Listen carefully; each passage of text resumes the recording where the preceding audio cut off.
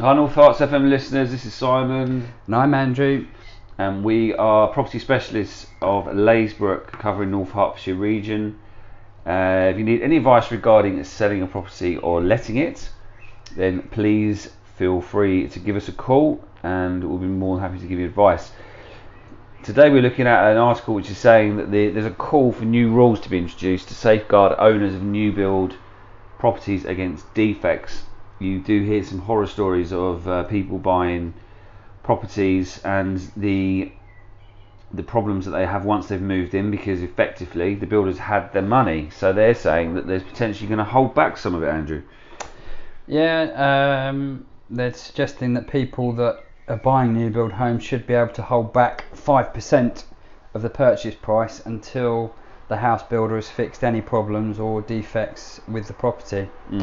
It's a think tank called Social Market Foundation. I think they should. I do really think they should do that.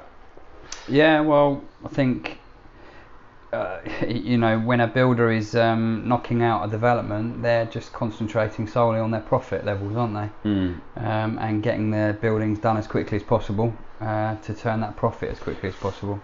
There's a scheme in New Zealand, in Netherlands, that do the same thing for their new builds. So it gives the owner an opportunity to, if they're unhappy, get things reported, and then things need to be rectified before the other 5% is passed over. Well, the problem with it often is that when people go along to a new build development, the way it's all staged and presented, and the way builders look to try and capture you is you've got to buy this quickly. And the fear there is that someone else is going to buy it in front of you. So often people are making decisions very quickly, and it's the biggest purchase of their lifetime potentially. Yeah. And they should be buying something that they have some kind of comeback on. Yeah, well, you don't buy a car and then find a fault and they don't fix it, do you? No, but again, they've had the money though, haven't they? If you buy a car, it's true. I think it's a good way of safeguarding. I saw an article the other day of somebody who's moving to a new build with 700 faults in it, and they're fighting through court at the moment to get the money back to sort these issues out, which is not a really good start to the home that you're buying. But that's one article. There's one, obviously there's a lot of new builds that are sold in the UK, so that's just one story really. But I think that the consumer should have some sort of protection to safeguard them from things not being done, as it were.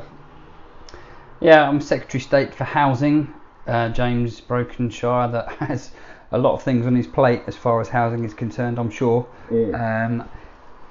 Does acknowledge that the report highlights a number of challenges around the quality of build and the approach of certain parts of the market that are unacceptable. Well, customer satisfaction is declining, that's why, and new houses are increasing. So it said only 46% of buyers were very satisfied with the quality of their new build, but that's not high enough really, is it? No. And it was 53% 6 years ago.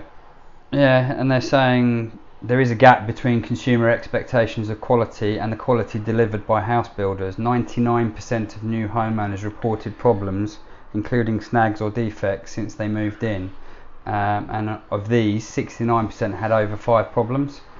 What you've got to bear in mind with that is obviously they could be fairly minor in nature. They could be really, really small, couldn't they? But yeah, it says another issue is that new homes are not always well connected to transport or amenities. Some 46% are not within reasonable walking distance of the railway station. Surely that you would have done this research before you bought it. You would think so, yeah. And I don't think that's really the builder's fault. No.